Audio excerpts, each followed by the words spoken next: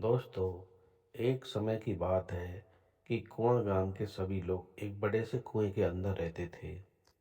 असल में इन सभी का घर ही इस कुएं के अंदर था और यह लोग कभी भी इस बड़े कुएं से बाहर नहीं आ सकते थे। जब जग्गू नाम के पत्रकार को इस कुआं गांव के बारे में पता चला, तो वह इस गांव के बारे में लिखने का निर्णय लेता है। जग्गू कुआं गांव में आता है। आप लोग इस बड़े से कुएं में रहते हैं। क्या आपका मन यहाँ से बाहर जाने का नहीं करता?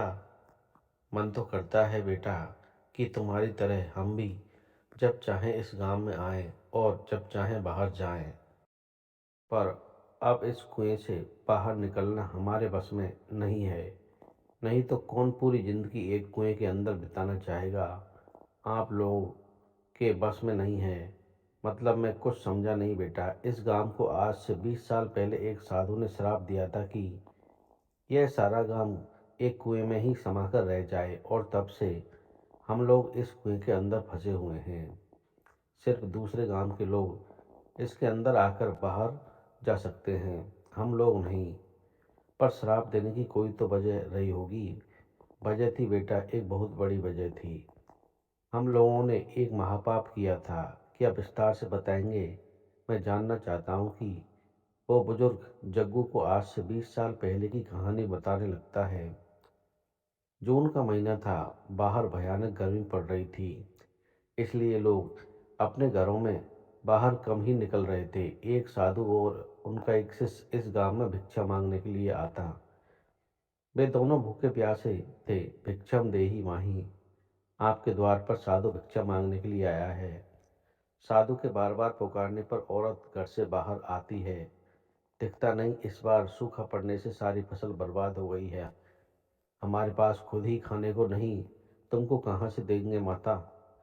अगर ऐसी बात है तो आप हमें बस जलपान करवा दीजिए, हम बहुत प्यासे हैं।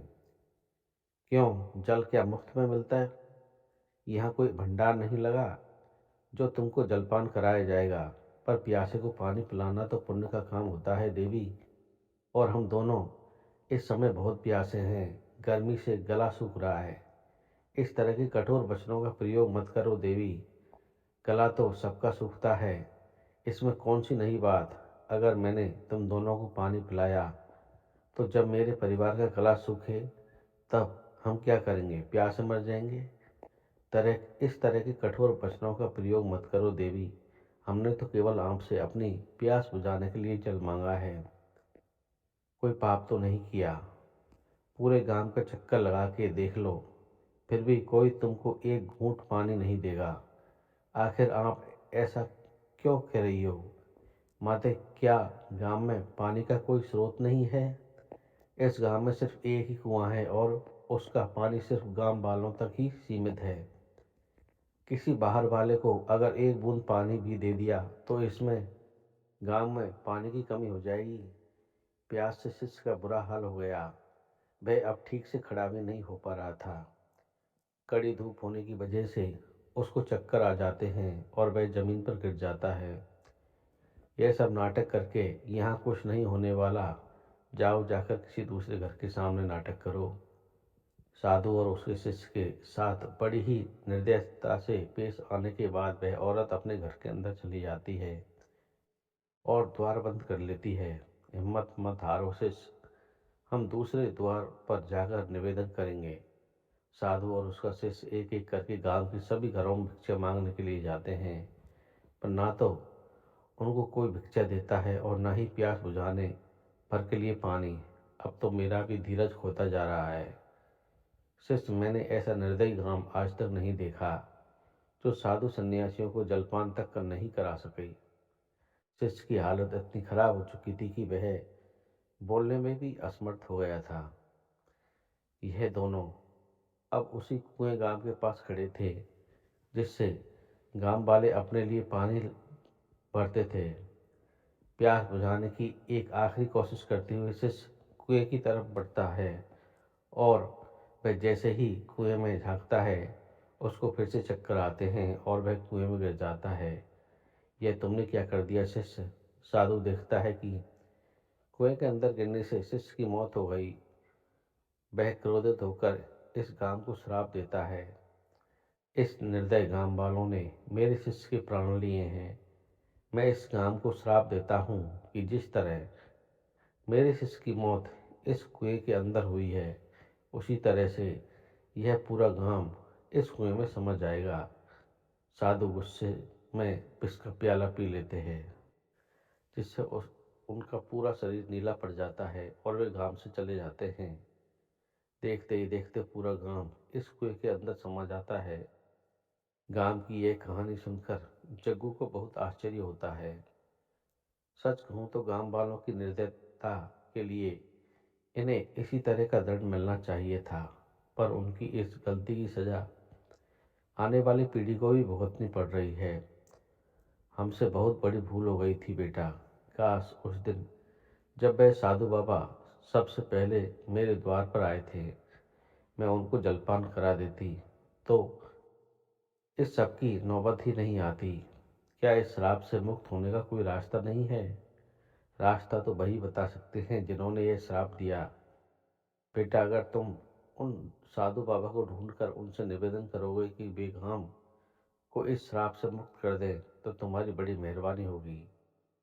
ठीक है, मैं कोशिश कर सकता हूँ, पर मैं उनको कहाँ ढूंढूं, और अगर मिल भी गए तो पहचानूं कैसे?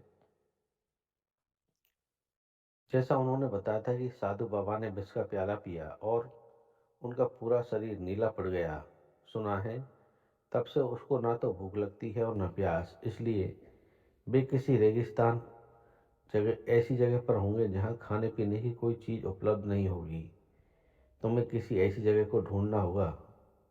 जग्गू कई दिन भटकने के बाद एक सूखे और बेजान रेगिस्तान में साधु बाबा को ढूंढ लेता है। मैं कुआं गांव की ओर से आपसे क्षमा मांगने के लिए आया हूँ। बाबा, आपसे निवेदन करने आया हूँ कि आप उस गांव को अब श्राप से मुक्त कर दीजिए। ऐसा कदापि नहीं होगा।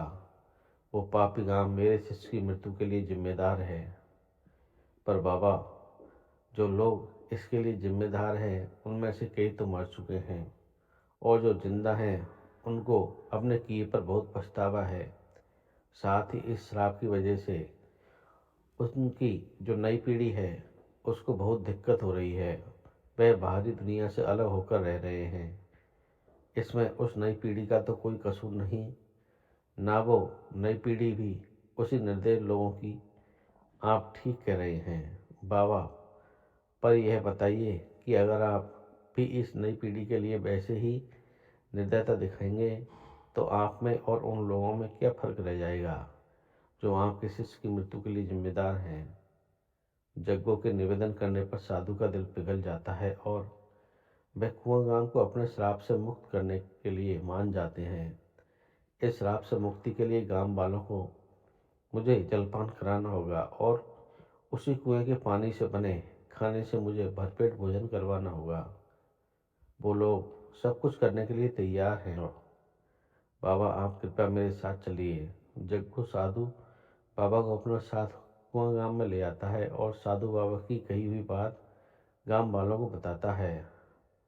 आप सभी को इस कुएं के पानी से साधु महाराज को जलपान कराना होगा और उनको भरपेट भोजन करवाना होगा। बुढ़िया एक बड़े से लोटे में पानी लेकर आती है। जैसे ही साधु बाबा के चरणों में कुएं का पानी गिरता है, उनके नीले पैर फिर से वापस पहले जैसे हो जाते हैं। यहाँ सभी लोग साधु बाबा के लिए भोजन की व्यवस्था कर रहे थे। आइए बाबा, बैठ जाइए। बुढ़िया साधु के बैठने के लिए कपड़ा बिछा देती है और उनको एक बड़े लोटे में पानी पीने के लिए देती है। जलपान कीजिए साधु बाबा। बाबा लोटे से पानी पीते हैं और जैसे ही पानी उनके गले से उतरता है, उनका गला भी नीले की बजाय फिर से वापस पहले जैसा हो जाता है। यही काश तुमने आज से पहले उन सालों में किया होता, तो तुम लोगों को इतनी परेशानी नहीं झेलनी पड़ती। जब तक इंसान को ठोकर नहीं लगती, उसको उसकी गलती का एहसास नहीं होता। यह ठोकर खाकर हम सभी गांव वालों ने बहुत बड़ा सबक सीख लिया है। बाबा, भोजन बनकर तैयार हो गया है। सभी लोग एक एक करके सामने आते हैं और साधु बाबा को भोजन परोसते हैं। लीजिए बाबा, यह चावल इस कुएं गांव के अंदर उगाए गए हैं। साधु बाबा ने 20 सालों से कुछ नहीं खाया था, इसलिए जैसे ही कोई उनके सामने खाना रखता है, वे झट से खाकर उसको खत्म कर लेते हैं। अब सभी लोगों को बनाया हुआ खाना खत्म हो जाता है, पर साधु बाबा की भूख नहीं मिटती। भोजन तो समाप्त हो चुका है बाबा, पर मैं अब भी पूरी तरह से तृप्त नहीं हुआ हूँ। अब तो हम लोगों के पास भी थोड़ा सा ही अनाज बचा है। अगर उसे भी पका लेंगे तो फिर हम लोग क्या खाएंगे? यही गलती हमने आज से 20 साल पहले की थी और उसका फल आज तक भुगत रहे हैं। अब हम लोग वह गलती दोबारा नहीं करेंगे। जिसके घर में जितना अनाज बचा है सब पका लो। गांव वाले बचे हुए अनाज से फिर से भोजन बनाते हैं और साधु बाबा को परोसते हैं। इस बार जैसे ही भोजन का आखिरी निवाला साधु बाबा के पेट में जाता है, उनका पूरा शरीर फिर से वापस अपने पुराने रंग रूप में आ जाता है और देखते ही देखते पूरा कुआं गांव भी अपने पुराने स्वरूप में आ जाता है। अब इस गांव के लोग किसी भी साधु या जरूरतमंद को खाली हाथ अपने द्वार से वापस नहीं भेजते हैं। तो दोस्तों, आपको ये कहानी कैसी लगी? कृपया हमें कमेंट करके ज़रूर बताएं और मेरे चैनल को शेयर एंड सब्सक्राइब करने की कृपा करें। धन्यवाद दोस्तों। ओके।